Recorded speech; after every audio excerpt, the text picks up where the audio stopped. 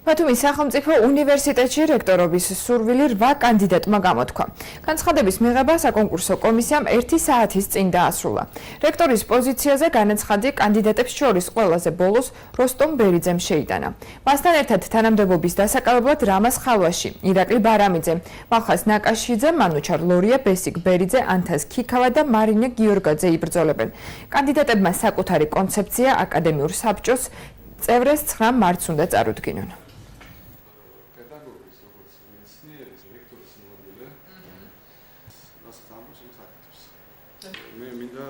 პირველ რიგში, რასაც განახორციელებთ ბათუმის სახელმწიფო უნივერსიტეტში, ეს არის ელექტრონული უნივერსიტეტი. მე მაქვს საკმაოდ დიდი გამოცდილება ამ კონკრეტული მიმართულებით. პირველ რიგში შეიქმნება სტუდენტთა აკადემიური და ფინანსური რეგისტრაციის პორტალი. შეიქმნება სტუდენტური პორტალი, სადაც სტუდენტებისათვის იქნება აბსოლუტურად ყველა ეს საჭირო ინფორმაცია განთავსებული.